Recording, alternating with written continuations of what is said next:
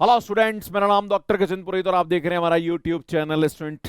Engineering के अंदर या बीएससी के अंदर मैकेनिक्स एक टॉपिक है जिसके अंदर स्टैटिक्स एंड डायनामिक्स आता है। स्टूडेंट्स को बहुत चैलेंजेस आते हैं। हमने डायनामिक्स पे तो काफी सारे वीडियोस अपलोड कर रखे हैं, अगर आपने नहीं देखे हैं तो आप प्लेलिस्ट यहाँ पे जाके देख सकते हैं। आज से मैं स्टार्ट करने वाला हूँ स्टैटिक्स का टॉपिक, जिसके अंदर मैं जो फोर्सेज हैं एंड रेजोल्यूशन ऑफ फोर्सेज के बारे में बात करूंगा।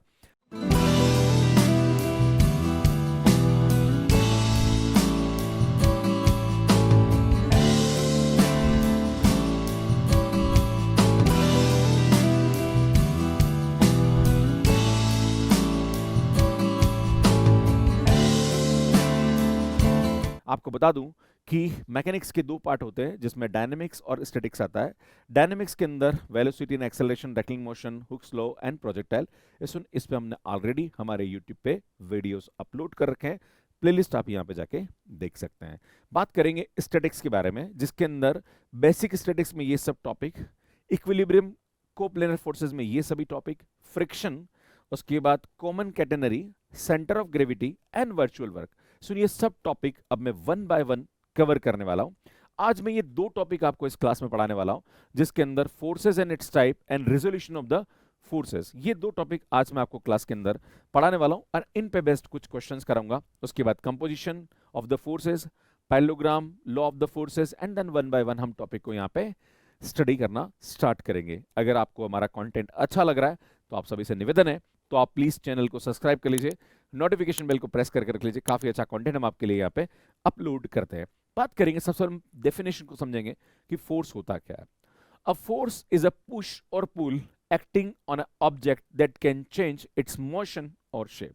मान लीजिए हमारे पास कोई भी एक ऑब्जेक्ट पड़ा हुआ है, अगर इस ऑब्जेक्ट को आप पुल कर रहे हो तो ये भी एक प्रकार का फोर्स होता है, या फिर आप उसको पुश कर रहे हो तो यार ये भी हमारे पास क्या होता है, एक फोर्स होता है, जो कि इसके मोशन को या इसके शेप को क्या कर दे, चेंज कर दे। That is known as a force, जो कि हम सिंपल डेफिनेशन है जिसे हम यहाँ पे समझ सकते हैं।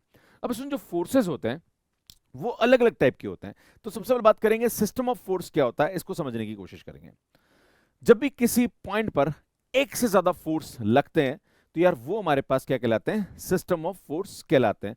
टू और more forces acting on body at the same time is called system of force. मतलब कोई भी एक हमारे पास पॉइंट है जहां पर 3 से 4 फोर्सेस अगर आप लगा रहे हो तो वो सबके सब फोर्सेस जो होंगे वो हमारे पास क्या हो जाएंगे स्टूडेंट, सिस्टम ऑफ फोर्स यहाँ पे कहलाते हैं। अब इसमें बात करेंगे यहाँ पे types of system of forces. जो हमारे पास सिस्टम ऑफ फोर्सेस है उनके अलग अलग टाइप के फोर्सेस यहाँ पे होते हैं। तो स्टूडेंट, पहला जो सिस्टम ऑफ फोर्स होता है वो होता है कोलिनियर फोर्स सिस्टम।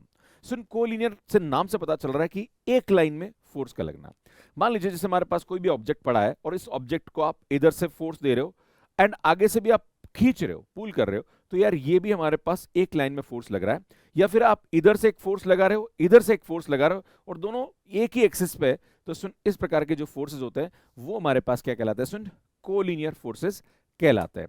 इस कोप्लेनर फोर्सेस सिस्टम का मतलब क्या होता है, इससे नाम से पता चल रहा है कि एक ही प्लेन पे अगर आप फोर्सेस लगाते हैं तो वो हमारे पास क्या होता है, सुन कोप्लेनर फोर्सेस कहलाते हैं ना। जैसे मान लीजिए कोई भी एक ऑब्जेक्ट है और वो किसी प्लेन में रखा हुआ और आप उसके ऊपर फोर्सेस लगा रहे हो, तो एक प्रकार से ये हमारे पास क्या होंगे, सुन कोप्लेनर फोर्सेस कहलाते हैं। अब बात करेंगे सुन को करंट फोर्सेस सिस्टम का मतलब क्या होता है कि all forces passes through a single point. मतलब उसका जो लाइन ऑफ एक्शन है वो किसी एक पॉइंट से पास होता है, तो वो हमारे पास क्या कहलाता है, सुन को करंट फोर्स कहलाता है। फॉर एग्जांपल, जैसे अगर मैं आपके सामने बोलूं कि कोई भी हमने एक मान लीजिए कि यहाँ पे कोई भी एक फ्रेम है जिसको आपने लटका रखा है और मान लीजिए ये इस तरह से आपने हैंग कर रखा है, तो यहाँ पे अगर आप देख लो एक फोर्स यहाँ भी लग रहा है, सुन यहाँ भी लग रहा है, और ये एक पॉइंट से क्या कर रहा है, सुन पास हो रहा है, तो यहाँ पे जो फोर्स लगेगा वो हमारे पास क्या कहलाएगा, सुन को करंट फोर्स कहलाता है। क्लियर है? तो ये आपको समझने की आवश्यकता है। सुन एक और कंसेप्ट होता है, that is parallel force system. तो पैरेलल फोर्स सिस्टम का होता है कि जैसे मान लीजिए कोई भी फोर्स है,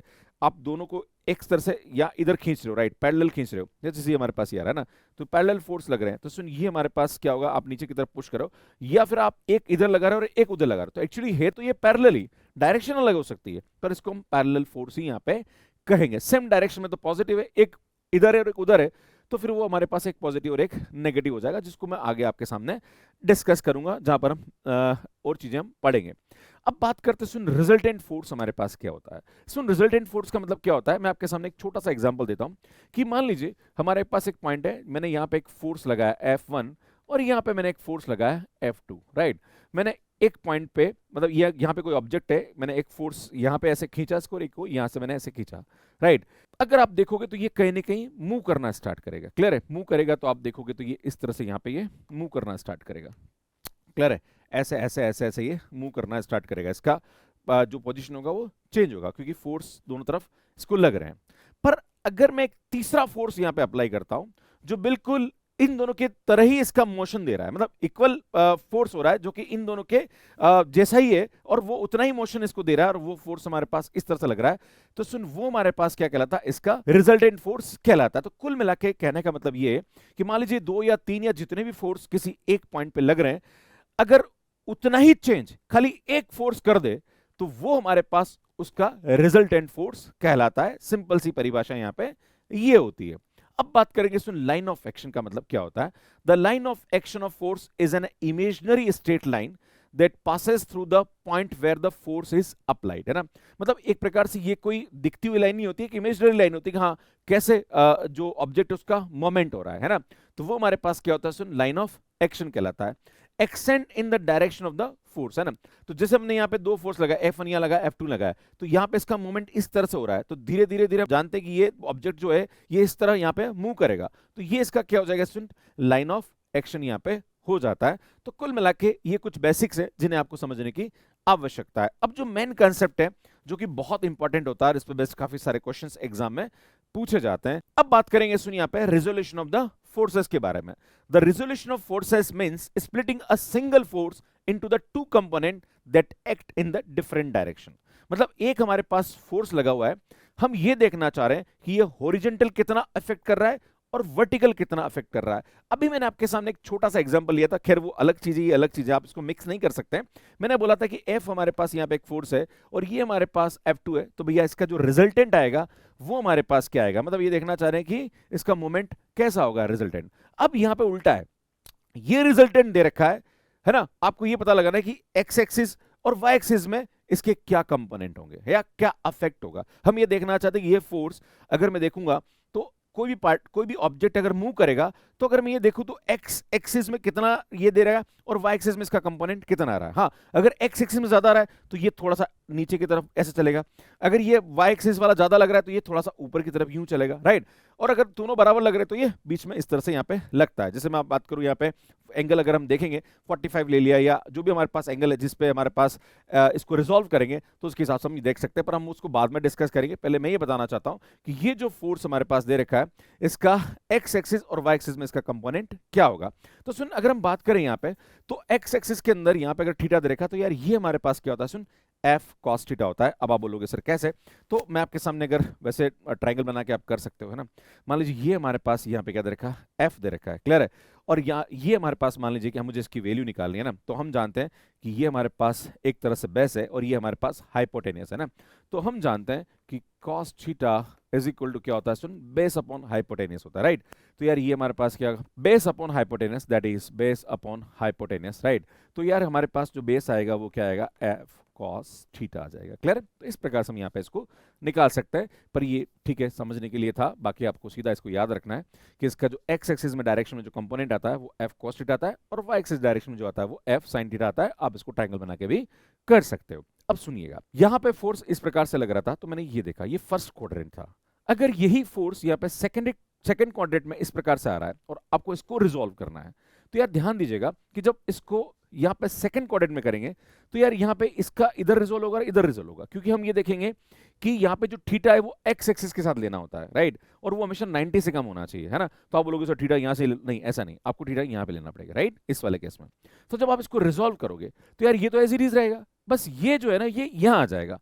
तो यार हम जानते हैं कि ये वाला जो है एक तरह से देखा जाए तो यहाँ पे एक्स एक्सिस जो होगा वो नेगेटिव होगा, राइट, क्योंकि हम जानते हैं कि सेकंड क्वाड्रेंट में एक्स नेगेटिव होता है, क्लियर है। तो यहाँ पे ये क्या आ जाएगा सुन, माइनस का एफ कॉस थीटा आ जाएगा, क्लियर है। अगर यही चीज मैं आपके सामने ऐसा कर दूं तो भैया ये तो नेगेटिव है, ये भी यहाँ पे नेगेटिव हो जाएगा, क्लियर है, ये आपको ध्यान देने की आवश्यकता है। अगर मैं इसको यहां कर दूं तो भैया ये नेगेटिव और ये पॉजिटिव हो जाएगा, राइट। तो यार ये आपको रिजॉल्व करते वक्त ध्यान देने की आवश्यकता है, और इस प्रकार से हम यहाँ पे फोर्स को रिजॉल्व करते हैं, और आपको क्वाड्रेंट का यहाँ पे हमेशा ध्यान रखना है। अब इस पे बेस्ड आपको कुछ न्यूमेरिकल बताने वाला हूं। पहला क्वेश्चन दे रखा है कि find the component of 10 Newton force act at angle of 150 degree with the positive x axis. तो सुन 150 डिग्री यहां लग रहा है, तो हम तो क्या करेंगे, सुन यहाँ पे तो हमें तो यहां से देखना है, तो यार ये हमारे पास 30 डिग्री हो जाएगा, और अगर ये 30 डिग्री हो गया तो मुझे इसका और इसका निकालना है। क्लियर है, तो क्या होगा, हम जानते हैं कि ये होता है माइनस का एफ कॉस थीटा, और ये होता है हमारे पास एफ साइन थीटा।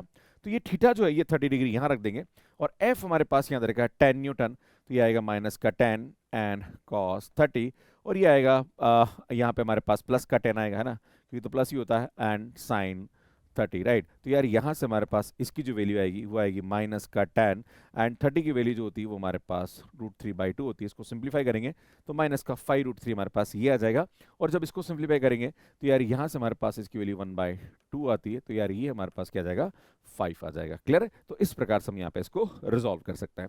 जैसे इसको देखिए, resolve of force of 20 Newton, but आपको 20 न्यूटन को यहाँ पे रिजॉल्व करना है। क्लियर है, act at angle 30 degree with the positive x axis, है ना। तो सुन ये हमारे पास यहाँ पे दे रखा है, और ये हमारे पास फोर्स दे रखा है जो कि पॉजिटिव एक्स एक्सिस के साथ हमारे पास क्या बना रहा है भैया, 30 डिग्री एंगल बना रहा है, राइट। और यहाँ से हमारे पास ये एक्स एक्सिस है, और ये हमारे पास यहाँ पे क्या दे रखा है भैया, वो एक्सिस दे रखा है। तो आपको क्या बोलना है कि भैया इसको रिजॉल्व करना है, तो और यहाँ पे जो फोर्स है वो दे रखा है हमारे पास 20 न्यूटन। क्लियर है, तो हम जानते हैं कि यार यहाँ से इसकी जो वैल्यू होती है वो क्या होती है, एफ कॉस थीटा, और ये होता है हमारे पास एफ साइन थीटा, राइट। और दोनों पॉजिटिव होगा क्योंकि फर्स्ट क्वाड्रेंट है, राइट। एफ की वैल्यू हमारे पास क्या देगी 20, एंड ये आएगा कॉस 30, और हम जानते हैं कि इसकी जो वैल्यू आएगी वो आएगी 20√3/2, दैट इज tan√3, हमारे पास यहाँ पे आंसर आ जाएगा, राइट। और अगर मैं इसको देखना चाहता हूँ तो एफ की वैल्यू हमारे पास यहाँ पे आएगी 30 डिग्री, है ना, तो यार ये आएगा हमारे पास 20 एंड साइन 30 हो जाएगा, और इसकी वैल्यू 1/2 होती है, तो यार यहाँ से हमारे पास इसको सॉल्व करेंगे तो बेटा इसकी जो वैल्यू आएगी, है ना, 20 साइन 30, और इसको सॉल्व करेंगे तो 1/2, तो ये 10 हमारे पास यहाँ पे इसका ये आ जाएगा। क्लियर है, और अगर आप आंसर चेक करना चाह रहे हो तो इन दोनों का होल स्क्वायर वापस इसके बराबर आ जाएगा। आप करके देखेंगे तो हमारे पास ये वैल्यू इसकी आ जाएगी, ठीक है। तो इस प्रकार से हम इसको रिजॉल्व कर सकते हैं। अब देखिए नेक्स्ट देखिए, resolve force of 18 Newton acting at the angle of 210 with the positive x axis, है ना। तो सुन 210 आ रहा है ना, तो हम जानते हैं कि ये हमारे पास एक्स एक्सिस है, ये वाई एक्सिस है, एंड यहाँ से हमारे पास, और अब 210 डिग्री हमारे पास कौन सा कोऑर्डिनेट आता है भैया, ये आता है ना। और ये बोल रहा है कि यहाँ से यहाँ जो एंगल बन रहा है वो हमारे पास क्या बन रहा है भैया, 210 डिग्री बन रहा है। तो आप देखोगे सुन यहाँ पे हमारे पास एंगल अगर देखेंगे आप, तो इसके साथ कितना बन रहा है, तो इसके साथ जो बन रहा है वो हमारे पास 30 डिग्री बन रहा है। आप बोलोगे सर इसके साथ भी, भैया 90 से नीचे एंगल लेना है आपको, याद रखिएगा, है ना। तो आपको इसमें इसके साथ एक्स एक्सिस से कितना बन रहा है वो हमें यहाँ पे देखना है। तो अगर आप देखोगे तो सुन ये हमारे पास थर्ड क्वाड्रेंट पे आ रहा है, और जब भी थर्ड क्वाड्रेंट में आता है तो हमारे पास यहाँ पे अगर आप देखोगे तो सुन ये हमारे पास हो जाएगा माइनस का एफ कॉस थीटा, और ये हो जाएगा माइनस का एफ साइन थीटा, राइट। और हमारे पास जो एफ लग रहा है वो कितना लग रहा है भैया, 18 न्यूटन लग रहा है। क्लियर है, तो अगर हम देखेंगे यहाँ पे तो हमारे पास इसको एफ एक्स से भी डिनोट करते हैं ना, तो एफ एक्स की वैल्यू जो आ रही है वो हमारे पास माइनस का F cos theta, that is minus का 18, और ये आएगा हमारे पास कॉस 30, दैट इज माइनस का 18√3/2, that is equal to minus का 9√3 हमारे पास इसकी वैल्यू हो जाएगी। इसी प्रकार से मैं वाई एक्सिस की बात करूं तो यार ये आ जाएगा हमारे पास माइनस का एफ साइन थीटा, और माइनस का F that is equal to minus का 18 साइन थीटा की वैल्यू हमारे पास यहाँ पे कितनी आ रही भैया, 30 आ रही है, 1/2 होता है, तो यार माइनस का 9 हमारे पास यहाँ पे क्या जाएगी, इसकी वैल्यू हो जाएगी। तो इस प्रकार से इसको हम निकाल सकते हैं। सुन ये क्वेश्चन कमेंट बॉक्स के लिए, और प्लीज आप इसका आंसर कमेंट बॉक्स में जरूर दीजिएगा। मैं आप सभी से निवेदन करता हूं कि अगर आप भी इंजीनियरिंग कर रहे हैं या बीएससी कर रहे हैं, आपके लिए हमने बहुत अच्छा काम कर रखा है, एंड आगे भी हम आपके लिए करते रहेंगे। बस आपसे एक ही अपेक्षा करते हैं कि अगर आप हमसे पढ़ रहे हो और आपका एग्जाम निकल रहा है, और अगर आपको हमसे फायदा हो रहा है, तो हम आपसे सिर्फ एक ही आशा करते हैं कि आप चैनल को सब्सक्राइब कर लीजिए, नोटिफिकेशन बेल को प्रेस कर लीजिए, और कमेंट जरूर करते रहिए। ये हमारे लिए एक सोर्स ऑफ मोटिवेशन होता है। बाकी स्टूडेंट, आप सीएसई नेट गेट आईआईटी सीटीपीजी इन एग्जाम्स की तैयारी करना चाह रहे हैं तो मैथ्स कैरियर पे आप हमारे कोर्सेज ले सकते हैं। स्टूडेंट, ये हमारा मैथ्स कैरियर है, कैसे इसको डाउनलोड करना और कोर्स लेना, इसका वीडियो आप यहाँ पे जाके देख सकते हैं। बाकी स्टूडेंट, हमारा जो डायनेमिक्स का जो पूरी प्लेलिस्ट है वो आपको यहाँ जाके मिल जाएगी। और स्टैटिक्स का भी हम लोग धीरे धीरे आपके लिए कंटेंट दे रहे हैं, जो मैंने आपको बताया वो आप देख सकते हैं, यहाँ पे जाके चैनल को सब्सक्राइब कर सकते हैं। धन्यवाद।